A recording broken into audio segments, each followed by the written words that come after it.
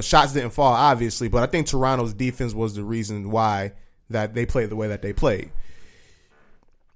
They chased Klay Thompson and Steph Curry off their spots where they weren't comfortable, usually shooting for where they were shooting at. Right. They made Steph Curry, instead of having him just shoot threes and crazy threes, he still got his shots up, but they made him more of a drive and kick type player. And they kind of just forced Klay Thompson and Steph Curry to kind of just beat them off the dribble. Steph Curry can do it, not so much Klay Thompson. Klay Thompson is one of the greatest catch and shoots, if not the greatest catch and shoot player of all time. And when you can chase him off his spot and not let him get into that rhythm and make him put the ball on the ground, make him put the ball on the floor, he's not as effective of a player as he is catching and shooting. Yeah. And they left Draymond Green and Andre Iguodala open and dared them to beat them, and they couldn't do it because Draymond and Iguodala are terrible shooters. They started Jordan Bell at center today? Yeah. Or last night. He really didn't play too many minutes. Yeah, he only played 12. Boogie coming off the bench. Actually, I do like Boogie coming off the bench. I feel like that he can kind of run that second unit where he's not disrupting the flow of the offense there for them. And he made some excellent passes out of the post, and he kind of looks winded. He kind of looks tired. He hasn't played since round one of the playoffs. So. Yeah. Well, like I said, he only played 8 minutes. So I expected that. He didn't really. But Toronto defensively they were stellar.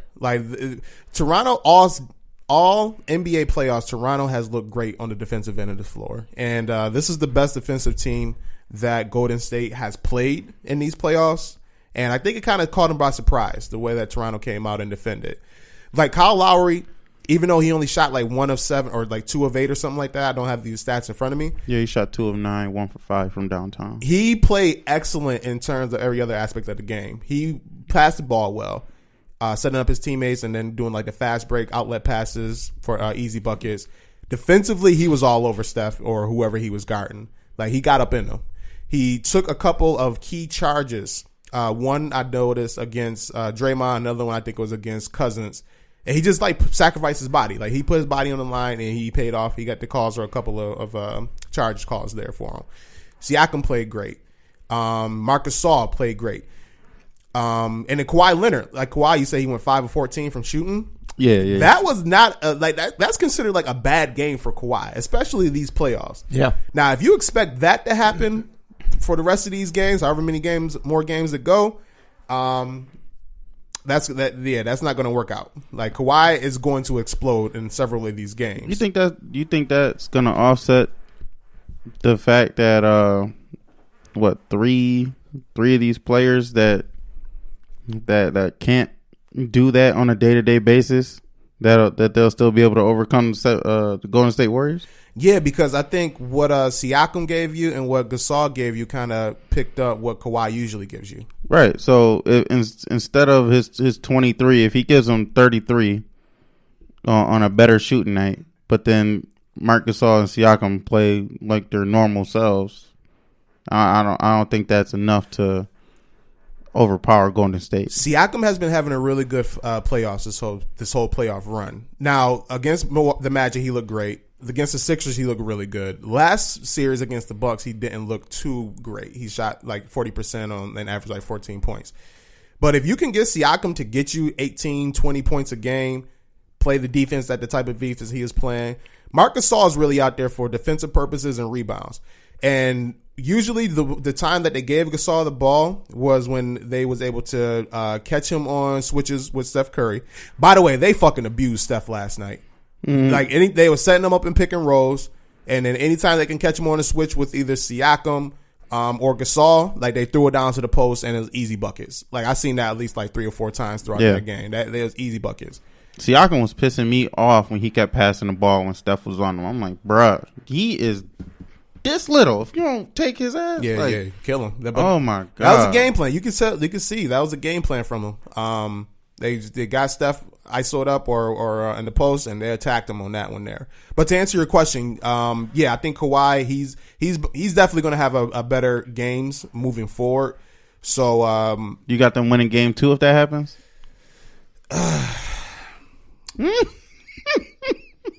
So in game 2, if Siakam can only give him 18 instead of 32, Marc Gasol drops down to his typical 11, 10, 12-point game that he's been having with them lately.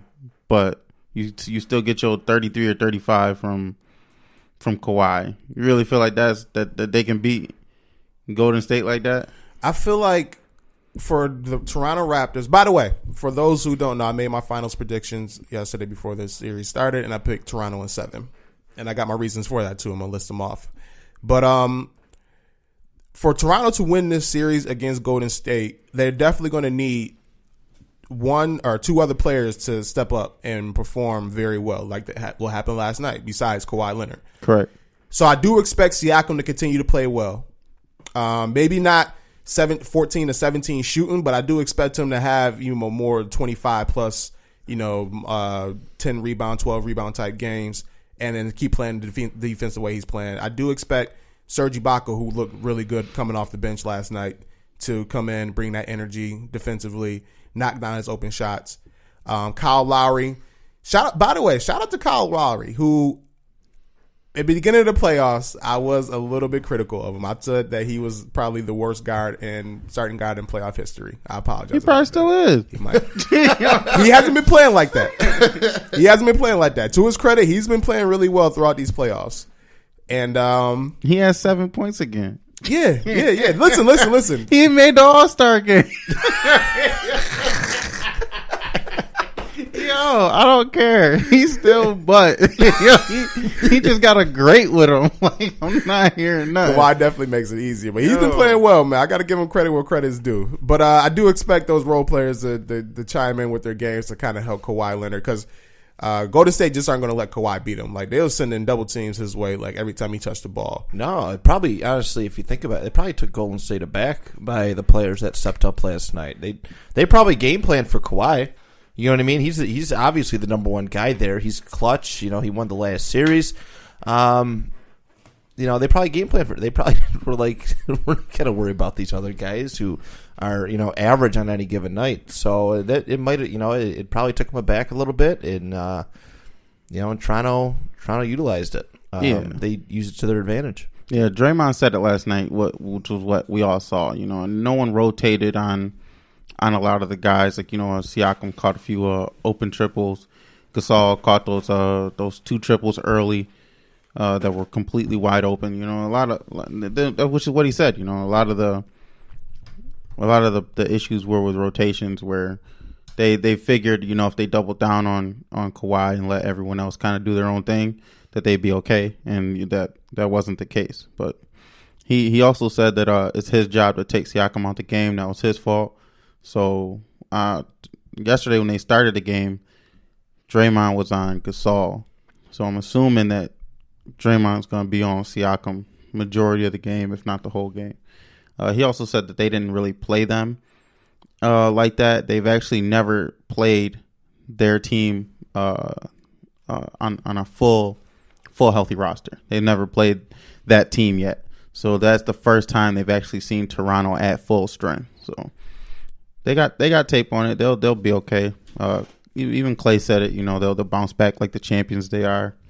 Yeah. I really don't see that if they drop another game. Period.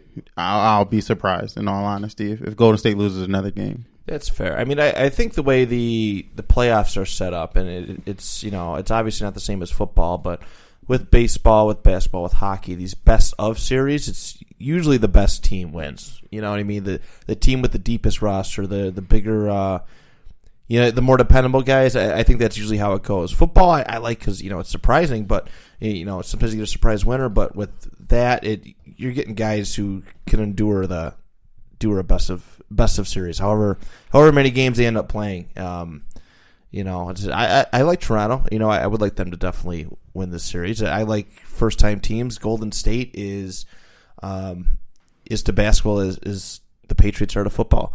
You know what I mean? So you gotta. I think there are a lot of people who are rooting for them in that underdog sense, but I mean, Golden State has proved that they are the best team and that they've been on top for as long as they have because they're that good. Yeah, you know what? They are, they're the defending champions, and they have one of the best head coaches in the league. They have a superstar player in Steph Curry. They have one of the greatest shooters in the league. They one of the best defensive players in the league. So they got all the nuances. They got all the players and whatnot. And I fully expect them to come out game 2 with the necessary adjustments to come back and compete in game 2. However, to Toronto's credit, I expect them, like Nick Nurse.